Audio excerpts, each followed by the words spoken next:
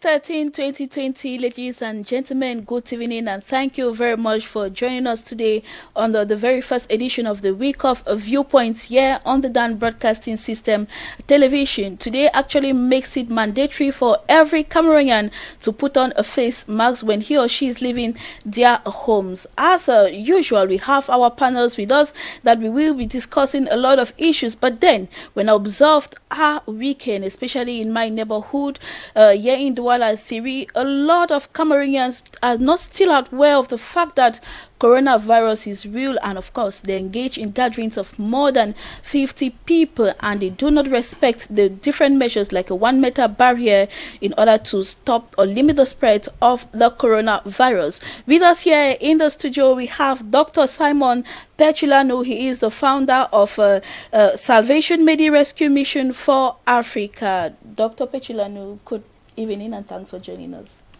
Good evening. It's my pleasure to be with you. Thank you very much. And of course, we have Mange Venashus, our regular panel here with us. Mange Venashus, good evening. Good evening, Vanessa, and good evening to our viewers out there. All right, let us enter into the first segment of the show, and it will be with the yes or no question.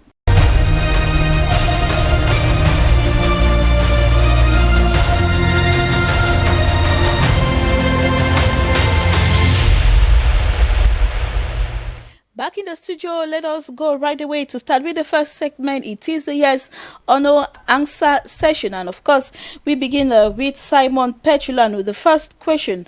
Auto medication risks damaging people's health in the long run. Dr. Simon, yes or no? Yes. Yes, it risks. Mange Venashus, are you of the same point of view? Yes, Vanessa. Yes. Let me take my answers. Question number 2. COVID-19 is a challenge to medical practitioners. Mange Venashus. Yes, Vanessa, it is. Yes, it is. And doctor, is it a challenge to your people? It is a great challenge. It is a great challenge. Yes. Question number 3. The compulsory wearing of face masks will reduce COVID-19 contamination in Cameroon by 50%. Doctor? Yes, I believe so. Yes, he believes so. Mange Venashus, do you believe the same? Yes, Vanessa. Yes, all right. We are faced with a lot of yes questions this morning. COVID-19 is a blessing to Africa than a curse. That is question number 4. Mange Venashus, is it a blessing to Africa? I think so. Yes, it is. He thinks it's a blessing to Africa. And doctor, is the coronavirus pandemic a blessing to Africa? Yes and no. Yes and no. So which one do I actually think? Yeah, you put the two because yes. I can defend. All right. He each says of them. yes and no. Means on the balance equation. And the last question for today. COVID-19 is a curse to Western countries than a blessing. Doctor, to you again. Yes. Yes, it is a curse to the Western countries. Mange Venashus? Yes, it is. It is a curse. All right. That was it for our first segment. We will be right back for the debate.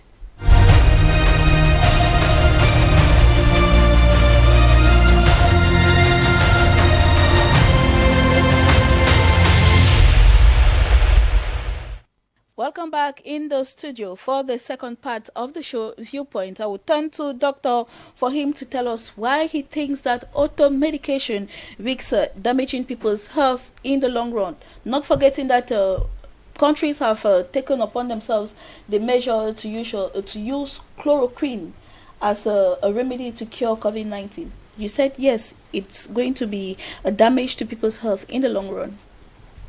Yes, that's true because every pharmaceutical product, every conventional drug, I don't care whether it's Panadol that everybody knows, paracetamol, those over-the-counter, even the over-the-counter.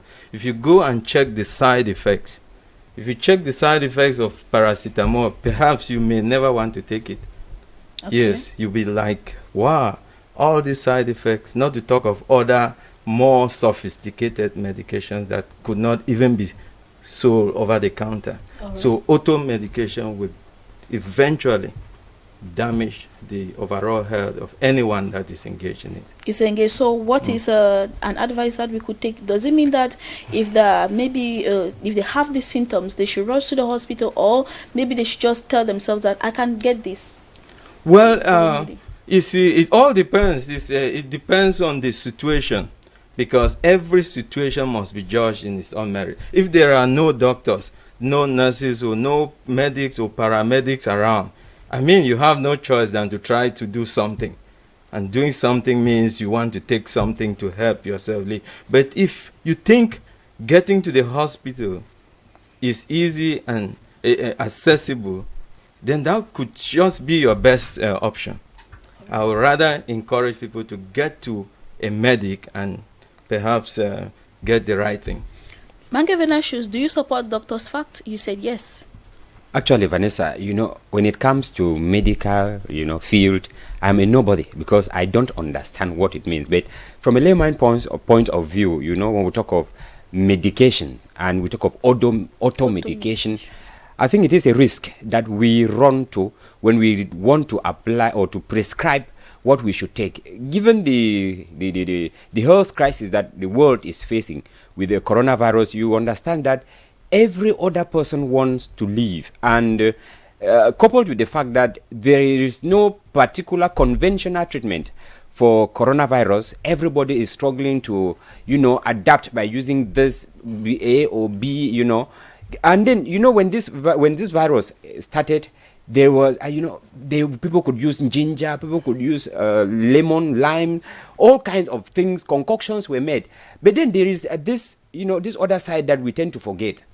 There are natural products actually, but chemically speaking, when you combine maybe ginger and maybe, for example, orange, it may produce a different outcome, or may produce a different substance, a different liquid whose impact in the body may be harmful than treating the way or carrying out the intended action. When you combine maybe aloe vera and whatever, people have been trying to do this, but I look at it from the point of saying, rather than struggling to survive, it would have been preferable that we follow what the World Health Organization, what medical practitioners like doctor was saying. They are telling us, if you take, for example, what he said, like paracetamol, at times we neglect paracetamol. We think that once I'm just tired, I take paracetamol and I just chew. I remember my son just picked two and consume, a 5-year-old child. So these are things that if we take them for granted, they may end up, deteriorating our health than thinking that we are helping. And at this time, when everybody is struggling to survive, we should not just take anything because Facebook says or WhatsApp says, take this. Remember, there have been audio, publication on the net telling us, take ginger, take lime. That's what they are doing. But then we are still waiting for a conventional, vaccine for this coronavirus, Vanessa, to be approved. All right, I will turn to Doctor. Doctor, you've been very much active on the ground concerning coronavirus, given that the Salvation Medi Rescue Mission for Africa has been working at the background. And what are the challenges that you actually face with your medical practitioners? You said you face a lot of difficulties. What are some of those difficulties? Well, first of all, every thing regarding health in Africa, if you're practicing medicine here in Africa or sub-Saharan Africa, there are always difficulties of, first of all, getting qualified people to work with, difficulties of having the right facility to work in, difficulties of having the right equipment to work with, difficulty of having even the drugs that for example, if we have somebody with the problem now, we probably don't, just as he said, we don't have something that is stated standard for us to use, so there are just so many challenges on the field. Right. Difficulties of protecting ourselves from the disease itself, because other people are not even following the rules and regulations. They come in, they despise what the doctors say, what WHO say. They are not even sure that coronavirus. In fact, they laugh at you when you are trying to wear your mask and so on. So there are just a myriad of difficulties. So in the face of those difficulties, how do you behave in the face of that? Well, we do. You see, I have always believed in doing what you can do. Yes, just do something. This is my philosophy. Because, I mean, what has stopped so many people individually, collectively, as a community, and Africa as a whole, is the fact that we want to wait for everything to be in place for us to do something. We want to have money. We want to have this. We have to, and when it doesn't come, we say, oh, we have to just stay and die. No, we are doing something. Just checking people's, using this infrared thermometer to check people's temperature is already something. Because if you check 100 people and you see 2 people with a high temperature above normal, you can separate them from the crowd. You have already done something. And tell them, look, you have to be careful because this disease comes with increased temperature. You that do not have increased temperature, there's a likelihood that you do not have coronavirus. You have done something with nothing. With nothing. Yes. And to you, Mange Venashis, you said, yes, it is a challenge to medical practitioners. Let's not forget that it took Cameroon unaware, and so the government has been just trying to hasten up with some measures in order to limit the spread. Actually, Vanessa, the coronavirus pandemic is a major challenge, especially for medical practitioners.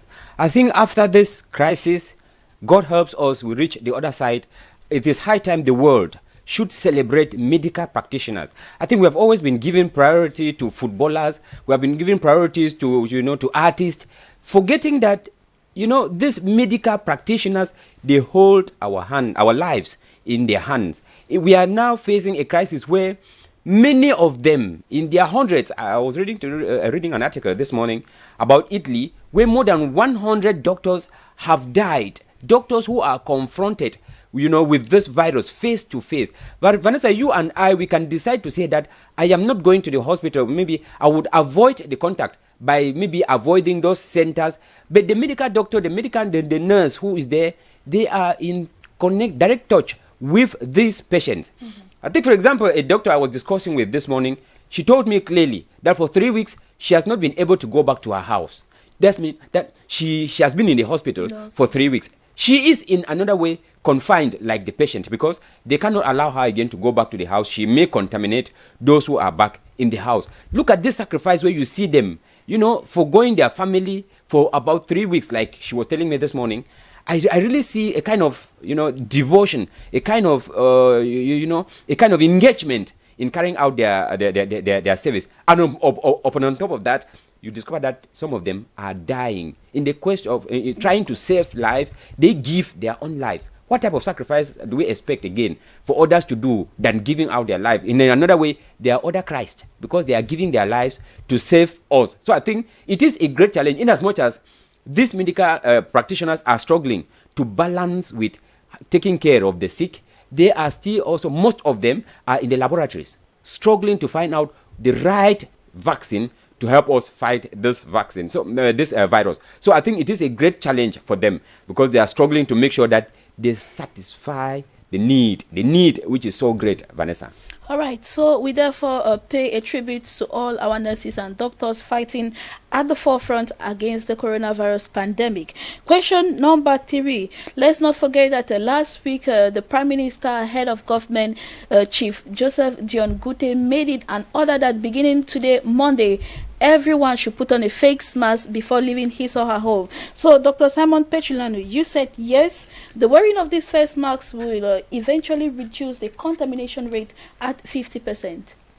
Yes, it may even be more than 50%. Okay. Because the root of the virus is the nostrils, the mouth, and perhaps the eyes and ear. You understand? So, if we wear face masks protects us from inhaling the droplets, because it's something that could be inhaled. Face mask also protects us from using our hands, because when you touch somewhere, you don't know whether you've contaminated your hands with the virus. You may touch your mouth or nose, but with the face mask, you protect. The chances of getting to your nose and mouth are reduced dramatically. So that reduces. So wearing the face mask is very important, because even if you don't want to protect yourself, it is a responsibility to protect others. You can't expose yourself, because when you sneeze, the face mask is there to protect that sneeze from coming out. You know, so you can't just say, me, I'm not going to wear it because it's uncomfortable. I think what the Prime Minister have done, is great. And I was really excited the way Cameroonians, especially in Douala where we are, as I was driving here, I saw almost 95% of people. This is something that is rare in this part of the world. Without any pressure, without policemen, without nobody running after them. Everybody was wearing his face mask. It means we can get there. All right, it means we can get there. But then some of them do put on these face masks, but at the same time, they do not respect the fact that they should not be gathered there should not be more than 50 persons in a crowd. Mange Venashus, you accepted the fact that it's going to reduce the rate of contamination. Actually, the doctor has said it, like I said at the beginning, when it comes to medical field, we are wanting. But then the doctor is explaining and telling us it's normal that when we talk of the spread, the way by which this virus gets to other people, the spreading mode is through the spittle, or through the spittle. Once you cough or you sneeze, you release the spittle into the air. And if they were contaminated with the germ, it is obvious that they would, they will be exposed. And any other person inhaling takes the virus. But the problem that we are facing, I like the way Douala is reacting, and I would wish that other parts of the country do same, because when this virus started in China, December 2019, it was so, the first means that they used was everyone had this face mask. And if we adopt that measure, and if we respect it, I think that we would have been doing a great help to our country by barring the spreading of this virus. Wearing a face mask is one thing.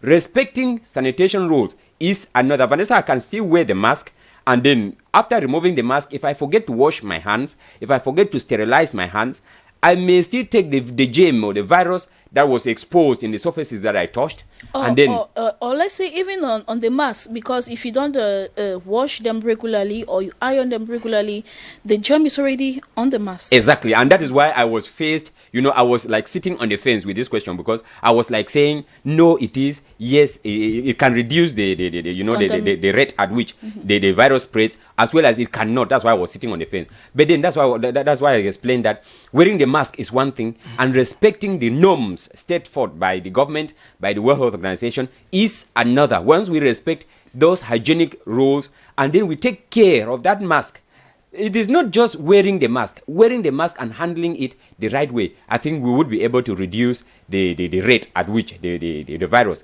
is spreading in the country, Vanessa. All right, and to you, doctor, let us look a bit at this fact that it's like there is a limit of pharmaceutical masks.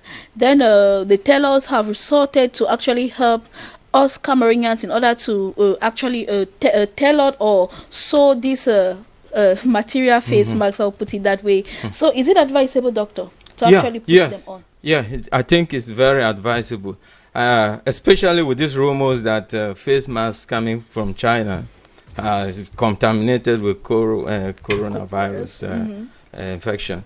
For once, we are in Africa, we should start improvising. The face mask is to protect us. It's not a surgical, it's not a medical face mask. There are different kinds of face masks. Okay. We have medical face masks that it stops everything from passing.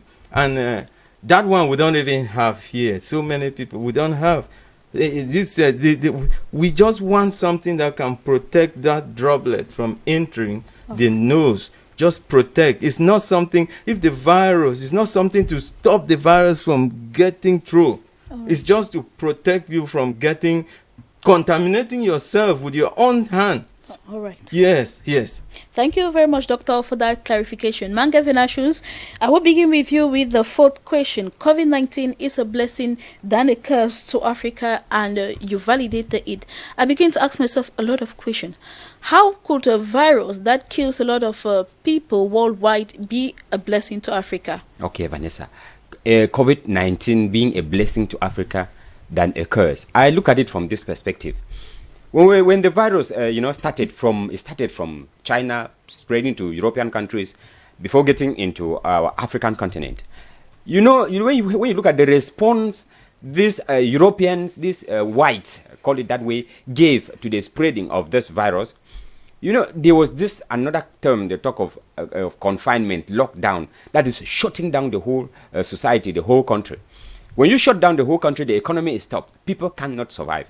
Africans have come to realize that when Western countries shut down their economies, there are measures that they give. For example, they are able to give incentives to people to make sure that they stay at home. For example, electricity bill, water bill, communication bill, rentage, they are being suppressed in most of the countries. Some are subsidized. I was reading somebody from Russia when Putin said he is giving 1 month, non-working 1 month, which salaries will be paid, both private and public. We cannot attempt like that in Africa. Why? Because Africa depends on these Western countries for survival. I take the example of Cameroon. Cameroon cannot get up one morning and say that we are going to disburse 10 million or 10 billion francs to fight COVID-19. Look at what France has been doing. France have been taking care of the citizens, enforcing them to remain at home. If they force us to remain at home, Cameroonians have to go to the market to come and eat in the evening. What are we going to eat? I think it is high time African leaders to understand that let us take this coronavirus to get out of the white supremacy, to get out of dependency on the white. Because if we are free to have our own currency, that is where I want to land, Vanessa. Okay. If we are able to have our own currency, which means the president of Cameroon sits and decides that for me to fight this virus, I need 20 billion francs. And he sends his command and they produce 20 million francs. They subsidize the cost of everything, cut down electricity, supply food. In some countries, food items are being supplied, are being shared out, rationed out, like in India. They are given out to people. What can we do in Africa? Remember when the head of state launched a solidarity fund? What amount was in the fund? 1 billion francs CFA. What can 1 billion francs CFA feed Douala? And the response so far has been timid, very timid. Okay, because we don't have it. But if Cameroon depended did not depend on any other person, we could handle it. So I think this virus, when I said yes, it is a blessing to Africa because it has opened the eyes of Africans to understand that we cannot continue depend on foreign powers. The Western countries can never, they don't think about our own good because when they were putting preventive measures, measures to handle their own economies, how many of them thought of Africa? Such a way that only a Chinese, humanitarian, a Chinese will decide to say, okay, I will give them aid. What aid is he giving? Face mask and all this. How are we going to live on that? So Vanessa, I think that we should use this opportunity to, they say freedom is seized, freedom is never given. We should use this opportunity, seize our freedom, financial freedom, and be free from the Western world, Vanessa. All right, Dr. Simon Petula, you supported the fact that it is a blessing to Africa than a curse. Yes, I think so. It's a blessing. It's a blessing. Because for once, Africa, because they always thought that Africa, nothing good could ever come from Africa. And I have traveled around several continents, been to the UK, Canada, US, and I just started asking myself, this is a country that is so blessed, perhaps the most blessed continent in the world, that nobody can challenge me on that. This is a country where you can walk out with your family. This kind of weather we have now, we celebrate it in the US. We celebrate this kind of weather in Canada. We celebrate this kind of weather in the UK. You go to church and say, Simon, did you see the weather? I said, we have this 24/7, 360 a year in Africa. We have good soil with good plants, natural. We have medication, just like you were talking. When I was growing up, I saw my grandmother would turn behind there, cut some leaves like this and just give me, and I get where I start running around. Even when I was going through the medical school, it never came out of my mind. I kept saying, each time they say, oh, this traditional medicine, we should try and avoid. Look, I don't want to take too much of your time. All right. Africa is too blessed. So we have to take this opportunity and see how we can do something for ourselves. Right. This is the only time in the world history where Africa is the only place where everybody wants to go. Because if our borders were open, I am sure that the crowd that will be here for safety. I have relatives in the US that are praying that they should open this. They want to just come and go to the village and just stay them there. So please, this is a blessing. I don't want to. I cannot continue talking because there's not much time. All right. Yeah. And so maybe we'll get this last point from you. And you said the contrary regarding the Western world, that it is rather a curse to the Western world than a blessing. Yeah, it is a curse. Because this has really exposed a country like the United States of America. Some of us, we started here, we were not satisfied. We're doing so well. We kept thinking that it is only there that you go and kind of certify yourself that you're a real doctor. I got there, and so look at how this thing has reduced American medical health system to zero. 2,000 people dying every day in a country like the United States gives us goose pimples. We are afraid that America is the country that we're all depending on to stop anything. Especially things like this. Mm-hmm. If it started in Africa, everybody will be shouting, America, America, we are dying. But look at, it's a curse. In the sense that they're losing so much. You lock down America's economy for one day. A few hours they cry, not to talk of one week, 2 weeks, 3 weeks. Mm-hmm. Oh my God, this is something. It has never happened. All right, Mange Venashus, how you supported the fact that it is a curse to the Western world than a blessing? Yes, actually, it is a curse, Vanessa, because when it comes to this regional blocking, you see, we talk of the European Union. When the coronavirus came, all this blockade, all these barriers that were already created, forming zones, had to crumble. That is why you see Russia closing their borders, China closing their, France closing, Italy closing, Britain closing their borders. Where is that union that they presented to the world as the perfect symbol of togetherness? I think it has proven to them that, man, you cannot depend on yourself. Look at when President Donald Trump came up, he wanted to build a wall separating Mexico from the United States.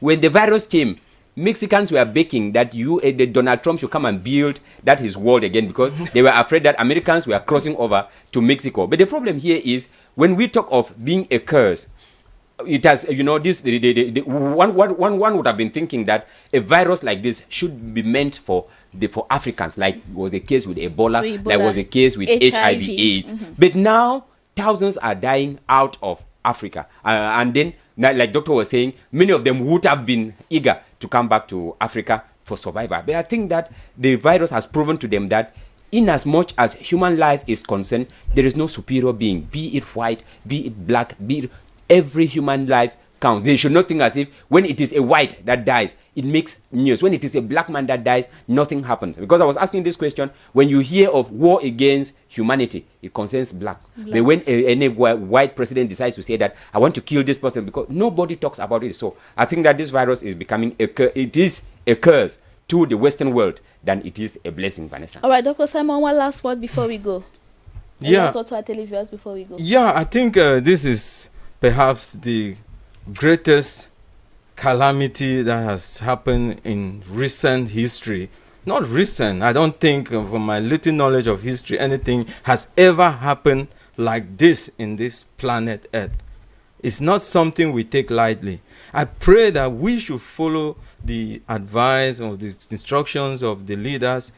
Do take all precautionary measures, which we all know: washing our hands and protecting ourselves, isolating ourselves when we have we suspect, because with fever you can suspect that this could be coro. You isolate yourself for your own sake and for your family. We do that, I think we'll be able to beat this virus. Let us not exceed 100. We can do it. if all hands are on deck. On deck. Thank you very much, Dr. Simon Petula. He is the founder of Salvation Medi Rescue Mission for Africa. And thank you also, Mange Vinashus, for making the program lively tonight. Ladies and gentlemen, we've come to the end of today's edition. Do not forget that you have been informed and above all educated. So make sure that you respect these various measures that have been put in place by the WHO and the government to make sure that we limit the spread of COVID-19. Until we meet, do take care. Tomorrow we will be right back again. Stay blessed.